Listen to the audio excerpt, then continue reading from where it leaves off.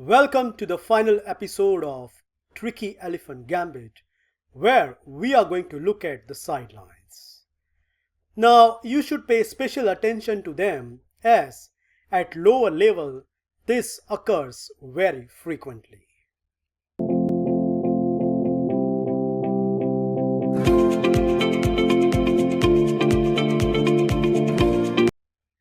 The first move I want to consider is bishop to b5 check.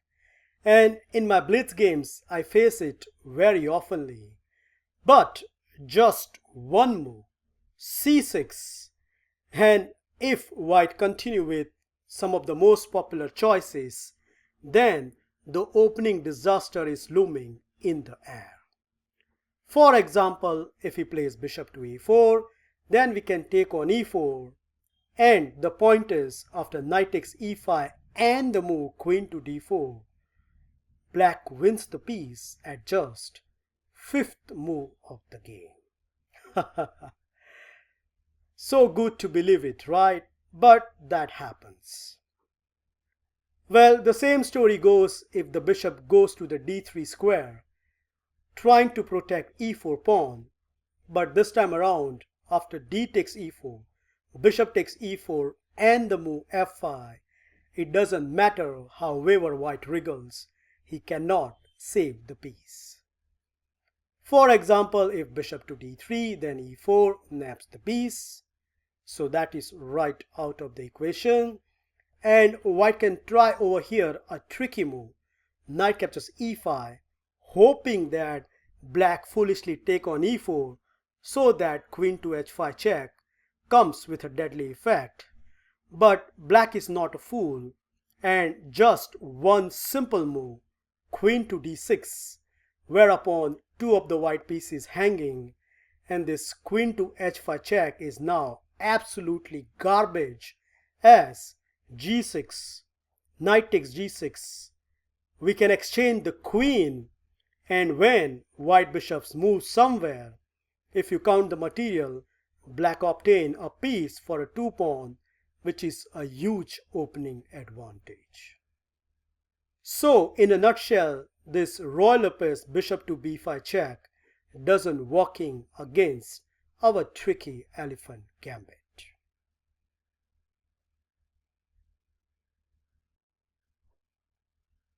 The second move I want to consider is d3, choose by a player who doesn't know the theory and get out of our sharp lines. Well, guess what?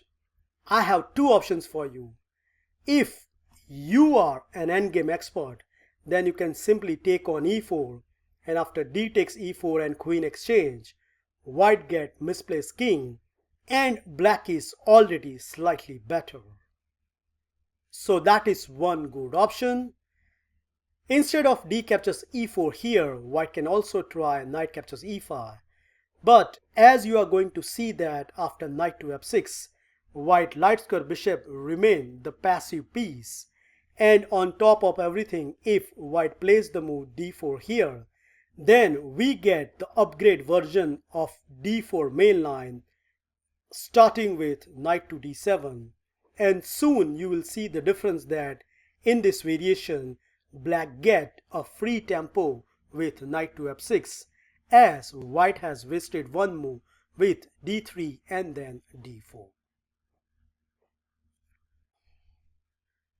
Now, rather than going for the endgame, if you are like me who likes the tactical battle, then I have the second option for you, and that is knight to c6, whereupon we insist that white bishop remain the passive here, and if we continue with moves such as bishop to e2 or knight c3, then d4 is always on the card with some space in the center of the board.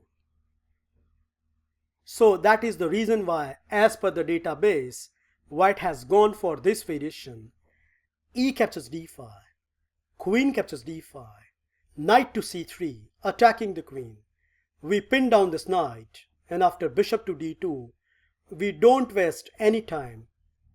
Bishop takes c3, bishop takes c3, and now very important maneuver you have to remember, that is knight e7, knight to g6, and then knight to f4, combining with bishop to g4, gives black a great advantageous position. Let me show you how. Considering the most popular choice by white, that is, he liked to go on the kingside castle with bishop to e2, and after knight to g6 and the castle, we achieve what we want to do. Knight to f4, hitting the bishop, and bishop to g4 is indeed on the agenda. In fact, there is a high-profile grandmaster game exists in the database where white tried rook to e1 and after bishop to g4, what else but bishop to f1, unleashing the three attackers on the e5 square. So at first sight this looks scary, but see the preparation from the black as he continues with the accurate response. Castle on the queen side. Where funny enough, some of the obvious response such as h3 and bishop takes e5 leads to disaster.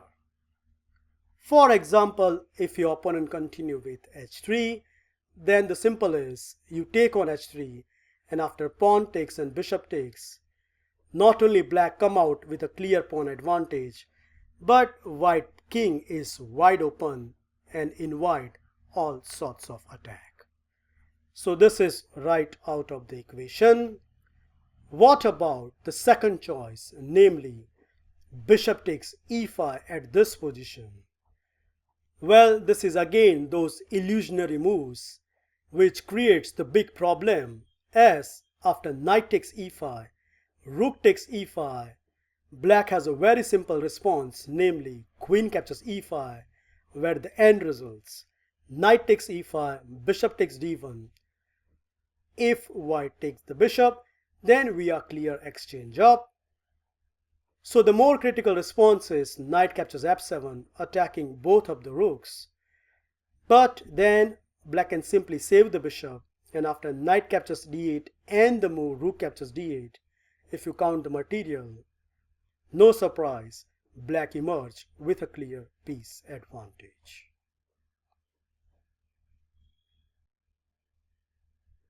So considering all these factors in the game, white played the move rook to e3, defending the knight. But then black attack commenced with some obvious moves. Knight to d4, pressurizing the f3 knight.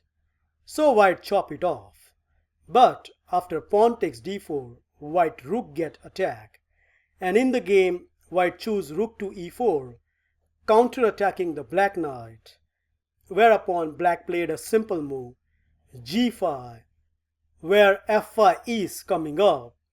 So white desperately played queen to e1, which at the end turned out as a big mistake, because after bishop takes f3, pawn takes f3 and the move f5, white moves the rook only to find the root shock, queen captures f3, where not only he has opened up the white king with a clear pawn advantage, but he has a tactical resource that if white foolishly continue with rook captures f5, then queen to g4 naps the rook and in fact the game.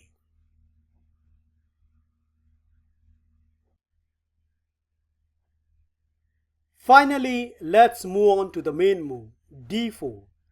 And against this, my recommendation is very simple.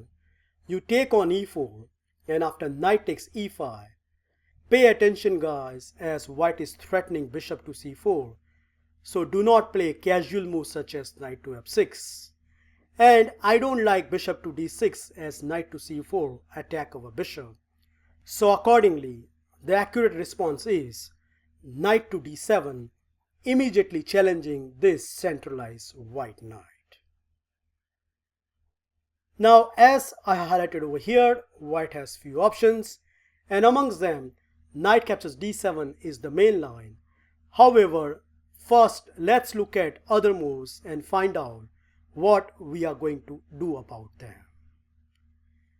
Number 1, bishop to c4 is a bad move in this position, The simple reason is after knight takes e5, pawn takes e5, and now once we exchange the queen and play bishop to c5. Yes, the material is balanced, but black has some simple plan as I have shown by the arrows. And most important factor is white has a misplaced king. So considering all this factor, it is black who get slightly better outcome from this transaction. The second move I want to consider is knight to c4, and against this I am proposing you should challenge this knight immediately with knight to b6, and our overall goal is we provoke white to take this knight so that it helps us to open the a file. Let's see how we can achieve this. So now if white goes back on e5, then bishop to d6 is a strong reply. So the majority of the games continue with knight to c3, attacking on e4, whereupon we immediately pin down this knight with bishop to b4. White can't play bishop to d2 as the d pawn hang, so majority of the games continue with bishop to e2.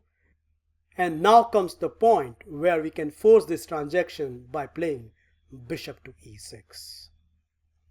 If knight to e3, then we can play f5, f4, and that makes this bishop unhappy. So majority of the games continue with knight captures b6, something which we are definitely looking into this line, where after a takes b6, black has a simple plan, f5, knight f6 castle, and the added benefit you should always remember, the open a file gives black some important tactical idea in the upcoming middle game. The third move I want to consider is bishop to f4, whereupon I propose this very tricky setup starting with knight to f6, and when white plays the most popular choice bishop to c4 attacking on f7, this is the exact moment where we take on e5. If pawn takes, then black exchange the queen with a better position, so white has to take back with the bishop. And then simple move bishop to d6, challenging it immediately. Okay, if white take over bishop, then we capture back with the queen with a superior development. So that is the reason why majority of the games continue with castle on the king side, whereupon we can deliver this surprising package, knight to g4. And black has some cruel idea including queen to h4 and create pressure on this weak white king. Well, recently I reached to this position against a 2200 where my opponent played a very important move, bishop to g3, stopping our execution. Not to worry, I castle on the king side. Well, h3 messed up the white pawn structure, so wisely enough he decided to play rook to e1, attacking on my e4. But I found an excellent counter reply, namely queen to f6, whereupon my threat is very simple. First, I want to get rid of this bishop and then take on f2, something which white need to address immediately. In the game he tried queen to e2, but what he has missed is bishop takes g3, h captures g3, and now this deciding queen slider where after just 12 moves, white get a hopeless position. The game finished very quickly. My opponent plays queen to d1. I give him some checks, and when king comes on e2, I simply take on g2. Okay, f2 is hanging, so he played rook to f1. But exactly here, the deciding blow happens, and that is e3, stripping off the white king. And in fact, after few moves, indeed, black managed to win the game.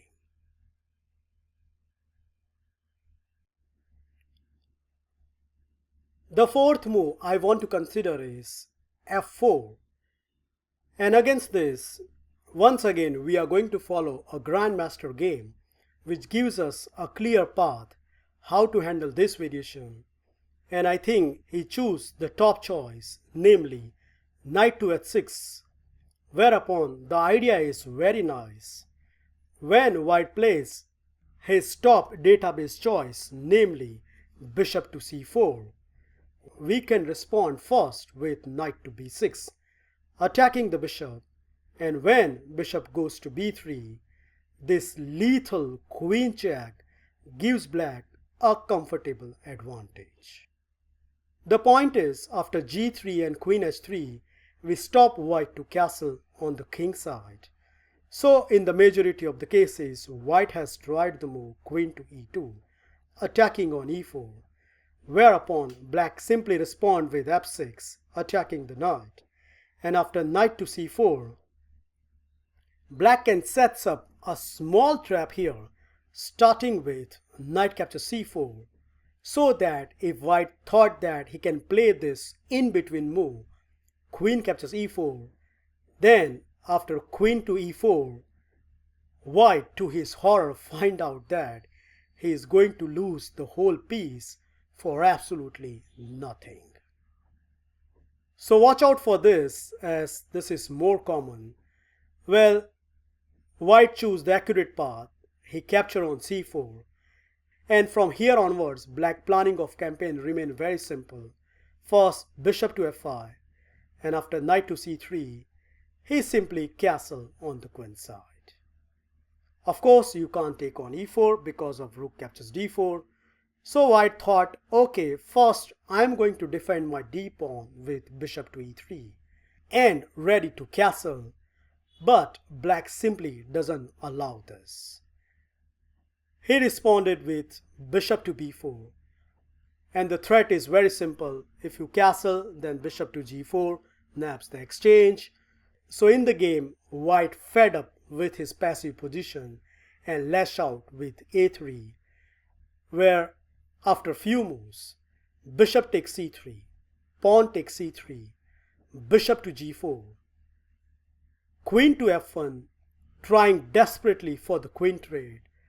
But black is more than happy as the pressure is on the white, so queen to h5. And since white was desperate for castle, he played bishop to e2. Looks like the obvious choice, but after black's next reply, more or less the game is over. Can you spot it? Well, congratulations if you see the move queen to a5, which has a very simple threat, namely queen captures c3. And funny enough, white has no adequate defense. For example, bishop to d2 runs into e3. And apart from it, how the hell on earth white is going to defend on c3 pawn? And I must give credit to white as he chose the bold move, namely king to d2, trying to defend his position. But now, since white king caught in the center, black shows the elegance. Bishop takes e2, queen takes e2, and now wonderful reply, knight to f5. Finish up the job, as we have a simple threat of knight captures d4, something which white cannot prevent it. White tried to siphon his king with e1, but queen captures c3, king to f2, and now nice finishing touch, knight captures e3, where white simply resigned the game in the view of queen takes e3, queen captures c2, and the end result, black has 2-pawn advantage, and on top of everything, white king looks absolutely shaky. So this model game illustrates, after knight to h6, how comfortable black position can become in this line.